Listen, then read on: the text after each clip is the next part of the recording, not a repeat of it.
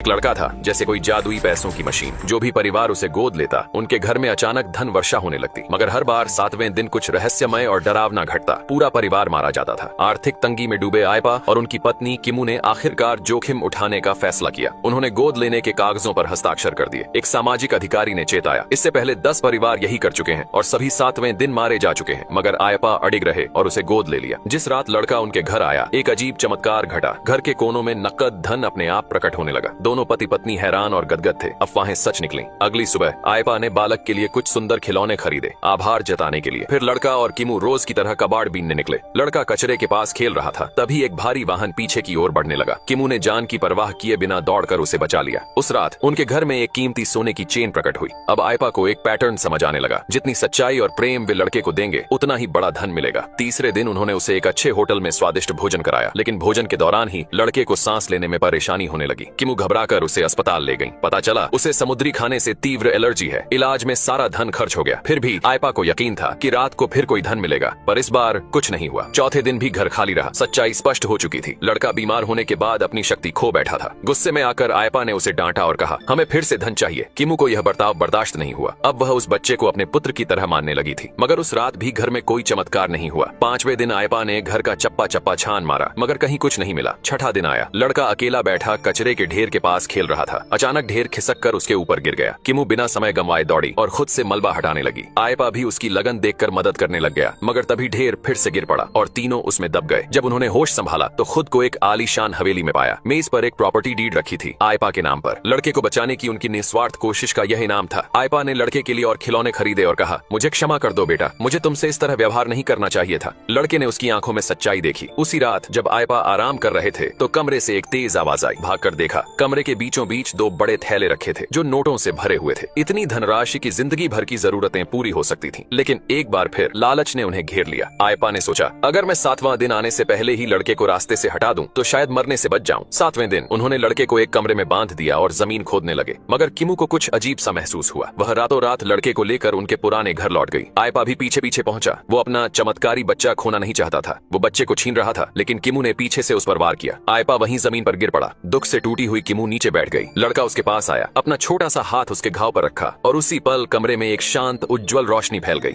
आदमी अचानक पागल जैसा बर्ताव करता है, सबके सामने बिल्डिंग से कूद जाता है, लटकते हुए आखिरी सेकंड में कोना पकड़ लेता है और खुद को ऊपर खींच लेता है। सब राहत की सांस लेते हैं, लेकिन वो फिर एक्शन में आ जाता है। चॉक पाउडर कमर से बांधता है, डंडी उठाता है और ऊपरी मंजिल की तरफ भागता है। उसकी माँ बेहोश होने को होती है। वो फिर से दीवार चढ़ता है। नीचे से पॉइजन का धुआं तेजी से ऊपर आ रहा है। वो पत्थर पकड़कर ऊपर चढ़ता है, छलांग मारता है, मूर्ति का दांत पकड़ता है, तभी दांत टूट जाता है। वो किसी तरह मूर्ति की नाक पकड़कर ऊपर चढ़ता है, फिर छत का दरवाजा खोल देता है। पूरा परिवार ऊपर आ जाता है। उसकी पत्नी फोन से सॉस सिग्नल भेजती है और हेलीकॉप्टर आ जाता है। जैसे ही सभी केज में चढ़ते हैं, बताया जाता है कि अब सिर्फ एक ही जा सकता है। आदमी अपनी बीवी को भेज देता है, लेकिन वो इनकार करती है और वहीं रुक जाती है। आदमी सबको विदा करता है और मास्क पहन लेता है। पत्नी को भी नया मास्क देता है। अब दोनों फिर से नीचे जिम रूम जाते हैं, बट वहाँ पॉइजन और ज्यादा है। लेकिन सामने की बिल्डिंग तक जाने का यही रास्ता है। दोनों डंबल फेंककर रस्सी दूसरी बिल्डिंग से जोड़ते हैं और पुल बनाते हैं। लड़की चढ़ने लगती है। लड़की बीच में पहुँचती है और झटका आता है, पर वो ऊपर की दीवार पकड़ लेती है। फिर वो अपने पति को बुलाती है। नीचे की दुकान की एग्जॉस्ट मशीन जहरीला धुआं ऊपर खींचने लगती है। आदमी ऊपर चढ़ने लगता है, पर धुआं तेज है। वो पीछे हट जाता है। लड़की नीचे देखने से इनकार करती है, पर तभी उसकी कमर में हलचल होती है। एक भारी डंबल आता है और उसका पति धुएं से निकलता है जिंदा। अब वो दोनों सबसे ऊंची बिल्डिंग की ओर दौड़ते हैं। नकली इंसान खड़े करके हेलीकॉप्टर को सिग्नल देते हैं एंड वो काम कर जाता है। हेलीकॉप्टर उन्हें देख लेता है। तभी लड़की नीचे देखती है। एक स्कूल में बच्चे फंसे। दोनों जमीन पर लेटकर तीर की पोजीशन बनाते हैं। पायलट समझ जाता है और बच्चों को बचा लेता है। अब उम्मीद बचती है कि अगला हेलीकॉप्टर आएगा। तभी एक बड़ा धमाका होता है और जहरीली गैस उनकी ओर बढ़ने लगती है। अब दोनों ऊंचाई से गद्दा फेंकते हैं और कूद पड़ते हैं। टूटे रेलिंग को सीढ़ी बनाकर नीचे उतरते हैं। अब उनके पास एक भी मास्क नहीं है। ड्रोन से लाइव स्ट्रीम चालू हो जाती है। पूरा देश उन्हें देख रहा होता है। आदमी लड़की को चॉक डस्ट देता है। वो पकड़ती है और दोनों बिल्डिंग से छलांग मारते हैं। लाइट बॉक्स पकड़ लेते हैं, पर पॉइजन उनके पीछे है। दोनों रस्सी से जुड़े हैं। अगर एक गिरा तो दोनों जाएंगे। काफी मेहनत के बाद वो छत पर पहुंचते हैं, बट सामने की बिल्डिंग बहुत दूर है। दोनों गले लगकर रोने लगते हैं, बट तभी आसमान में ड्रोन और हेलीकॉप्टर दिखते हैं। एक ड्रोन रस्सी पकड़कर